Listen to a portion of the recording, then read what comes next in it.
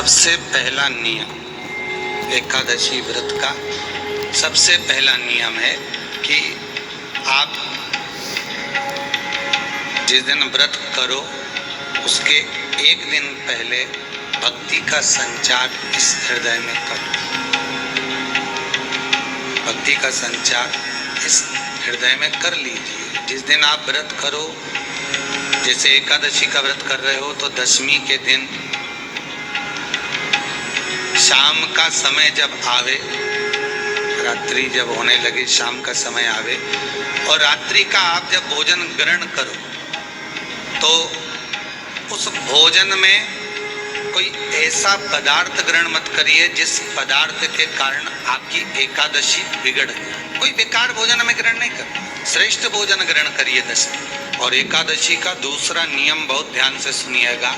जिस दिन आपकी एकादशी का व्रत हो उस दिन प्रयास करिएगा कि अपने हाथ से किसी भी वृक्ष की कोई पत्ती टूटे ना।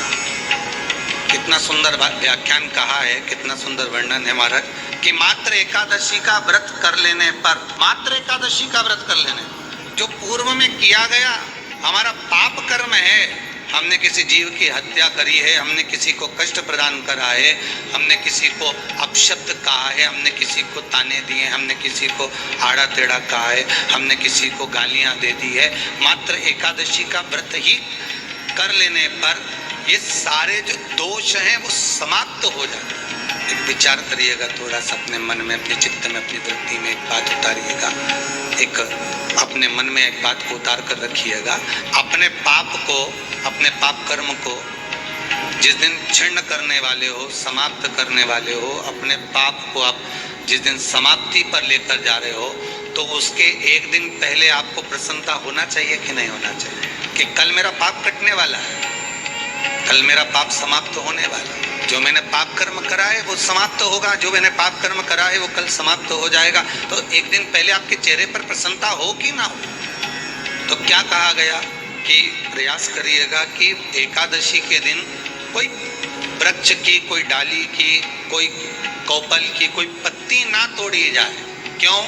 तो कहा अगर उस पत्ती को हम तोड़ देते हैं, वृक्ष की पत्ती को या क्यारे में लगी हुई कोई डाली की पत्ती को हम तोड़ देते हैं तो एकादशी का पुण्य फल प्राप्त नहीं होता।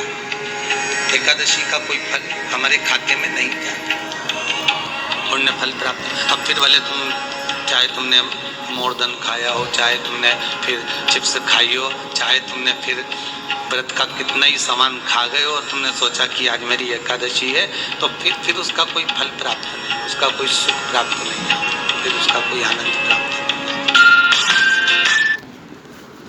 श्री शिवाय नमस्तुभ्यम। दोस्तों, अगर आपको मेरा वीडियो पसंद आए तो वीडियो को लाइक करो, शेयर करो और मेरे चैनल को सब्सक्राइब करो।